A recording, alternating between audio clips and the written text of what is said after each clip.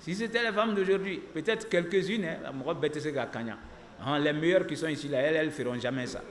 C'est celles qui ne viennent pas au tafsir, là. Ah non, celles qui ne viennent pas au tafsir, il n'y a pas de pitié. Allahu Akbar.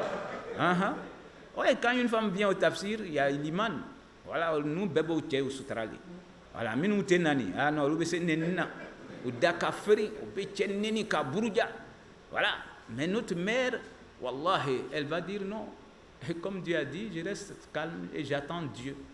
Mais Ibrahim, quand il va partir et que la femme ne le voyait plus, wallah, il n'a pas donné d'eau comme ça. C'est comme ça les bons pères.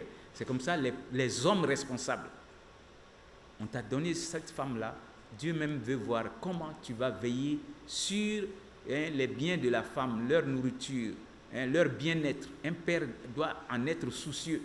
Et donc Ibrahim, quand la femme ne le voyait plus, alors il s'est retourné et il a commencé à prier pour eux. Il va dire Rabbana inni askantu min dhurriyyati biwadin ghayri zi zar'in inda baytika al-muharram Rabbana liyuqimu as-salat faj'al 'afidatan min an-nas tahwi ilayhim warzuqhum min ath-thamarati la'allahum yashkurun. Ça, ce sont des bénédictions que l'on doit pouvoir mémoriser, chers frères et sœurs. Wallah, Ibrahim savait faire les bénédictions qui marquent. C'est pourquoi parmi les messagers, c'est-à-dire il était celui qui avait des bénédictions complètes aussi. Il en a tellement dans le Coran. Ibrahim, il a plus de bénédictions que les autres messagers de Dieu dans le Coran. Et toutes ces bénédictions sont des bénédictions qui sont bénéfiques. Ici, il va dire, Seigneur, je suis venu placer une partie de ma famille. Parce que la première femme, elle est là-bas. Mais, Seigneur, je suis venu placer une partie de ma famille sur une terre qui est aride, une terre où il n'y a personne, une terre où il n'y a rien, on ne peut rien produire ici.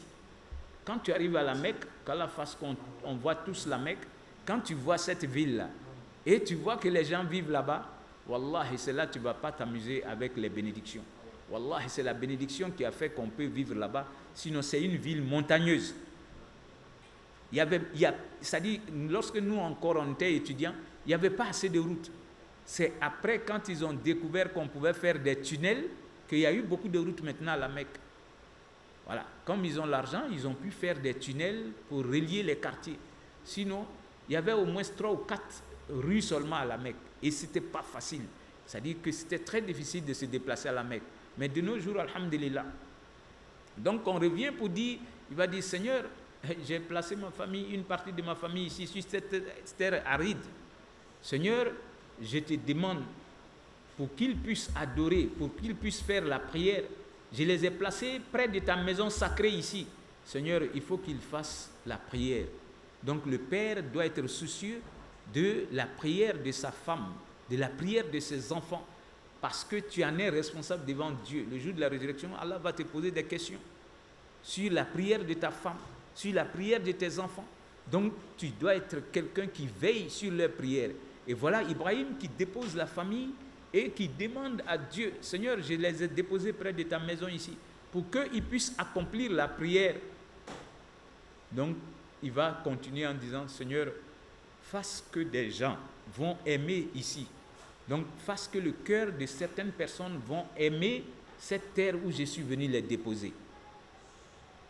Et donne-leur de la nourriture ici, afin qu'ils puissent être reconnaissants.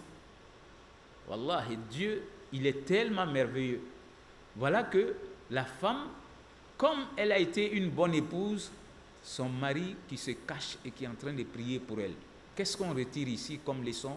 C'est-à-dire que lorsque quelqu'un prie pour son frère ou pour sa sœur ou pour un ami, à l'insu de la personne, la prière est exaucée.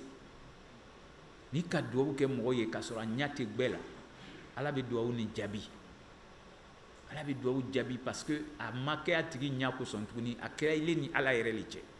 Donc Ibrahim, il a vu le bon comportement de sa femme et il va prier à l'insu de la femme. Et ça continue. Tous les bons hommes, quand ta femme sait te respecter, quand il y a les difficultés, elle ne perd pas la tête. C'est elle-même qui t'encourage. Mais Wallah, et toi aussi, quand tu vas avoir la paix du cœur par le comportement de ta femme, Wallahi, tu souhaites que cette femme-là puisse te donner de bonnes progénitures. Et ainsi, Dieu le fera. Mais une femme, quand tu ne respectes pas ton mari, chaque fois qu'il y a un petit truc, toi, tu es prête à l'insulter, à même souvent serrer ses cols pour montrer que toi, tu es première dame de karaté aussi. Il y a des femmes comme ça.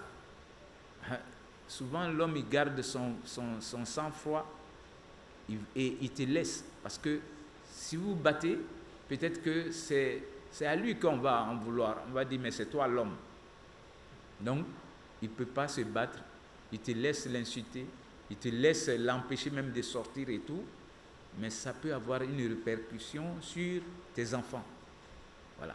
Donc, pour ne pas que les enfants soient des vauriens, la mère doit savoir qu'elle n'est pas esclave. Ça aussi, c'est bon de le savoir. La femme n'est pas esclave. Mais quand tu acceptes de quitter tes parents pour venir vivre avec un homme, il faut admettre que c'est l'homme qui est le chef de la famille. Il faut admettre que tu dois être une femme obéissante. Voilà. Donc, ça peut amener ton mari à prier Dieu. Et généralement, remarquez cela, les hommes meurent pour laisser les femmes avec les enfants. Généralement. Mais si l'homme s'en va et qu'il est satisfait de toi, c'est comme si tu as déjà eu ton paradis avec cet homme-là. Donc il faut tout faire pour avoir son paradis quand on est une femme. Donc Allah subhanahu wa ta'ala, il va faire que Ibrahim, sa prière sera exaucée. Parce qu'il va dire, Seigneur, donne-leur de la nourriture afin qu'ils puissent te remercier. Parce que ici, là, je vois que c'est une terre aride. Il n'y a personne ici. Il n'y a rien. Alors donne-leur de la nourriture pour qu'ils soient des gens reconnaissants. Alors, quand Ibrahim il va continuer son chemin, la femme ne dira pas que oui, comme je suis la femme du prophète, c'est lui qui est venu me déposer ici, donc je suis dans les mains de Dieu. Quand sa provision de nourriture, qui était des dattes, et l'eau vont finir, quand sa provision va finir carrément, alors elle a vu 2 monticules. Elle va courir pour aller monter sur Safa, pour regarder si elle voyait des gens passer. Elle regarde, elle ne trouve personne, elle regarde son enfant. Elle quitte Safa pour courir, aller sur Marwa. De là-bas encore regarder si je vois des gens passer. Elle ne voit personne. Donc, elle va faire ce tour-là entre les 2 monticules qui sont appelés Safa et Marwa. Et au 7e tour, elle va entendre un bruit. Et elle va se dire Sah, c'est-à-dire écoute. Donc, elle va savoir qu'il y a un bruit. Et elle va venir vers le bruit, puisque c'était auprès de son enfant. Et Dieu va faire que Djibril va apparaître pour elle, en forme humaine bien sûr, et lui donner la bonne nouvelle. Donc il va taper d'abord la terre et l'eau de Zamzam va jaillir. Et notre mère, elle va creuser pour ne pas que l'eau coule pour aller. Donc le prophète va dire dans le hadith que Dieu bénisse la mère, notre mère Hajar, parce que si elle n'avait pas creusé pour que l'eau soit stagnante, ça sera une eau qui allait être peut-être une rivière à la Mecque. Donc, elle a creusé pour que l'eau soit stable et qu'on puisse en prendre quand on veut. Alors, l'ange va lui dire, ne faut pas t'affliger. Ici, il y a la maison de Dieu. Et cet enfant-là, il va grandir, c'est lui qui va aider son père à construire cette maison de Dieu. Subhanallah. Vous voyez, la bonne nouvelle pour elle d'abord, on lui dit, ton enfant qui est bébé là, c'est l'enfant qui va aider son père demain à construire la maison de Dieu. Ça, quand tu as un enfant, tu voudrais qu'on te donne de bonnes nouvelles sur son futur, s'il sera président de la République, s'il sera ministre. Quand on dit ça à une mère, tu es tellement contente parce que le fruit de tes entrailles déjà, on te dit ça ne sera pas n'importe qui. C'est ce qu'on est en train de dire à cette femme qui a été patiente. On l'a enlevée en ville, on allait la jeter, où on allait la jeter, c'est là-bas qui plaît à Dieu. Il y a la maison de Dieu là-bas. Et on dit, ton enfant là, ce n'est pas n'importe qui, c'est lui et son père qui vont construire la maison de Dieu que nous voyons aujourd'hui, qui est la direction de la prière de Dieu. Mais la pauvre, quand on la regardait ce jour-là, si c'était comme si c'était dans les grandes familles là, d'autres vont se mettre sur TikTok pour dire que on est bon, elle est partie avec son enfant. Elle a accepté l'ordre de Dieu, on allait les jeter. On peut te jeter souvent. On pense qu'on allait te jeter, mais on allait te mettre au paradis. C'est ce qui a été fait à cette dame-là. Et c'est ce qu'on veut que les femmes comprennent aussi. Subhanallah, dans cette histoire de la Mecque, voilà qu'on vient lui donner la nouvelle. Ça vient de qui? De Dieu lui-même. Pour dire que l'eau qui vient de jaillir ici, là, cette eau-là, le prophète va nous dire Zamzam lima shuriballahu. Cette eau, elle est bénie et c'est bu pour l'intention que vous avez.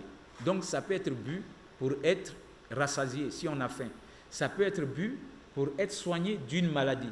Ça peut être bu pour dire que Seigneur, avant que je retourne, viens-moi en aide, j'ai tel souci, alors dissipe mon souci. C'est la seule eau qui peut être bue pour ces différentes circonstances. Subhanallah. Donc, ça ne se trouve pas dans le lieu où Ibrahim même était, mais Dieu est venu faire jaillir ça, où on est venu jeter notre mère Hajar, pensant qu'on est venu la jeter, mais on est venu la mettre sur la terre qui plaît à Allah subhanahu wa ta'ala, que partout sur la terre. Parce que depuis le jour que Dieu a créé les cieux et la terre, il a sacralisé cette partie de la terre qui est la Mecque. Et voilà qu'on prend une femme là-bas. Et c'est elle qui va venir débuter cette ville-là. Subhanallah. Et ce lieu-là, si on disait à des gens de venir s'asseoir là-bas, on dit non, moi, je ne peux pas aller vivre là-bas. C'est derrière là-bas et puis c'est dans le Sahara. C'est comme... Mais l'être humain ne connaît rien. On ne sait pas. C'est Dieu qui connaît. Donc, il va choisir cette femme et son enfant, venir les mettre là et donner